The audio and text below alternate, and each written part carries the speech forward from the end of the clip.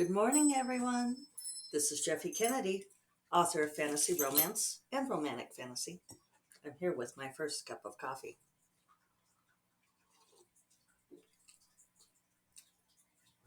Delicious. Today is Monday, May 16th, and I am indoors for those of you on video. You might be able to tell it sound wise too. We had a gorgeous, gorgeous weekend. I got lots of gardening done. I am a happy gardening camper. And last night we got a backdoor cold front, which for us means it comes from the east. So almost all of our weather comes from actually every direction but east. North, west, south.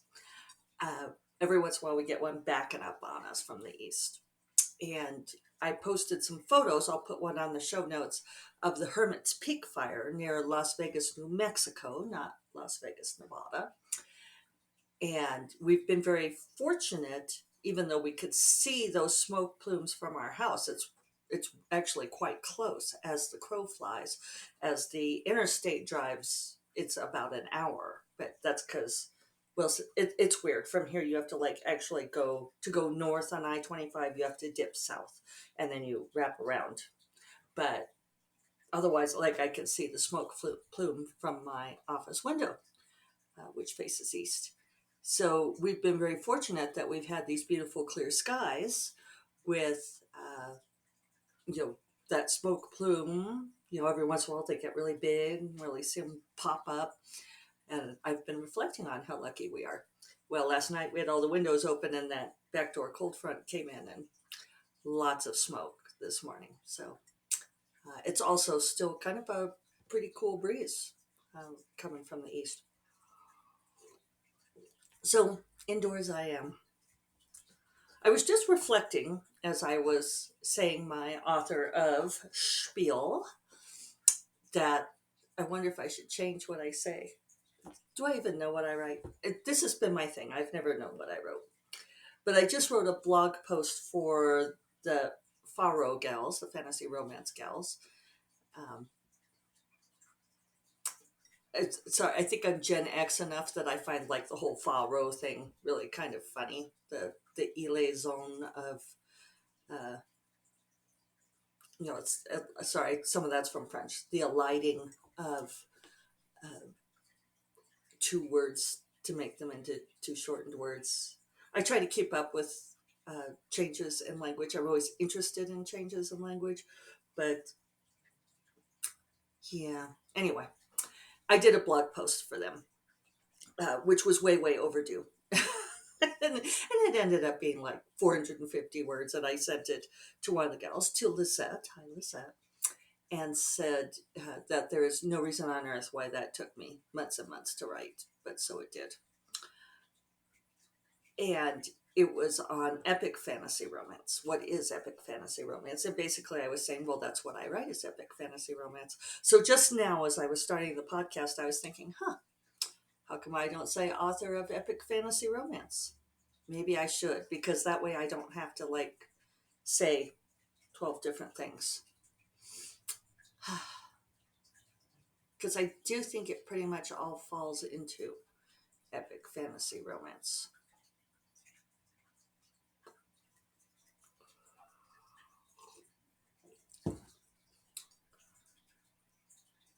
Well, thinking that there are a few exceptions to that, but I don't know.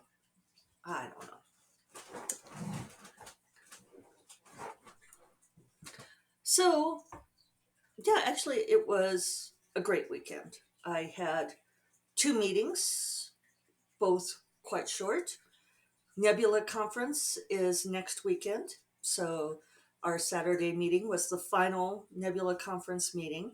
And after this, things will be considerably better.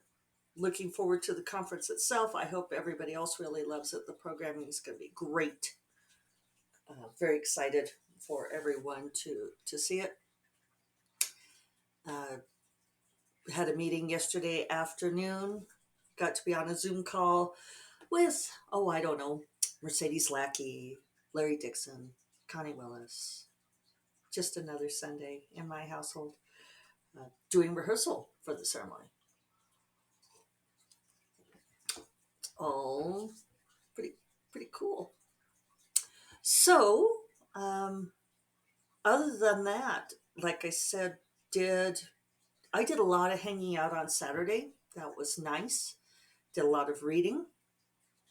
Still working my way through this reread of this series. And now I'm going back and rereading some of the novellas along the way that I never got to before. It's very interesting on book 5. It's interesting to me to see at which point I fall off of series as a reader. Book 5, I am, I remember the beginning of, I'm quite certain I did not finish it. Um, None of the ending, like from, I should have looked to see where it was that I bailed. But I know I didn't finish that book. And I remember being, and this was, I was looking when it was, and it was like about 10 years ago. See, I'm craftily not giving you the exact date so that you can't figure out what I'm reading. Some of you might be able to anyway, if you know me. But it, yeah, I remember not being happy with the beginning of that book. I've been unhappy with book 4, and I was unhappy again with book 4. And I ranted to Dorinda about it because that's her job, to listen to me rant. But also, it was in a, by way of studying. It was very interesting to me the ways in which a crucial part of book 4 did not work for me. And it's very funny in book 5. I could see the author assiduously addressing certain things that had bothered me about book 4. So I think I must not have been the only one who complained, because she is almost being ostentatious about some of the things, like, uh, I feel like I'm going to give too many details, but Leslie Penelope, who has a wonderful podcast, My Imaginary Friends. I haven't listened in a while, but I assume she's still doing it. Uh, Leslie had talked about revising a book and realizing she had forgotten about the dog. This is a thing. And Dorinda and I were talking about it too, because you catch these things on revision where you realize uh, that somehow the beloved dog got left behind and nobody gave it another thought for the entire rest of the book. It's one reason why a lot of writers don't put pets in their stories, because you have to make sure that they are fed and that somebody goes to feed them and stuff. And so there was a little bit of retconning in this book about the heroine's cat. And I know I complained about this before with Shauna McGuire, that I kept getting really anxious about the cats, until finally she, like, and I knew I must not have been the only one, because she created, in the October Day series, she created a next door neighbor who had a key, who, like, if the heroine didn't show up at feeding time, she would just go feed the cats. It's like, yeah, we all wish we had that. In this case, in book 5, there was a bit of retconning where she, like, says something about, oh, good thing that we had a house sitter to be there for a couple of months to feed the cat. And it's like, oh, retcon the house sitter, huh? But I mean, it happens. If you forget about these things, if you don't have a good editor, if you don't have a good beta reader to say somebody needs to be feeding the cat, uh, or sometimes it's like you put in these details, these great character details, like a piece of jewelry, and you make it be like this thing. Oh, she never takes it off, right? Great detail, wonderful thing, until the writer forgets, and somehow she is never ever wearing that piece of jewelry again for the rest of the book. So you're going back over it, and you're like reading your first pages, and she's like admiring her. Well, so this was another thing in the book, that there was an engagement ring, an incredibly valuable engagement ring that got forgotten in several different ways. And it's like, oh, admiring her incredibly valuable engagement ring, which, like she loses an arm, and it was the arm that the engagement ring was on. It's like, oh, did somebody go back and grab that ring? It's easy to forget these details. Uh, and your reader will notice because, and we can come back to this thing that I often talk about where I think you cannot conflate the process of writing with the process of reading, because a lot of writers do want to say things like, well, one of my least favorite pieces of writing advice: if you are bored, the reader will be bored too. No, no, no. Sometimes writing is boring. Sometimes it takes a long time. Well, it almost always takes a long time. And going back over details like that is meticulous and difficult and tedious. Tedious is the word I want. But your readers are reading this book in 4 to 6 hours. So they're going to remember that cat and they're going to remember that ring. Uh, if you take a year to write a book, of course you're going to forget those things. So some of that is just having time to revise. And I realize that I am very much a black pot in this case because I am, well, I did finish my revision on Storm Princess. I revised a bit more on Friday, I added more words. This week I need 15,000 words. And I think I should be all right on this. This is a little bit of a diversion here, but oh, I won't. Well, let's look it up. It means I have to open a few different documents, though, so please have patience while we work. Because I have several different Excel workbooks that I have open on any given day, and Excel won't let me change the order of them. So I have to open them in order because I am persnickety that way. And so the progress count workbook is the third one that I open because it's third from the left. Don't at me. So yeah, I've got 78,000 words. I've got somewhere in the neighborhood of 19,000, a little shy of 20,000 to add. So if I can get those 15,000 this week, that would be awesome. And then I can fill in the last few thousand beginning of next week and have time to do my out loud proofing. So, I did this myself in Dark Wizard.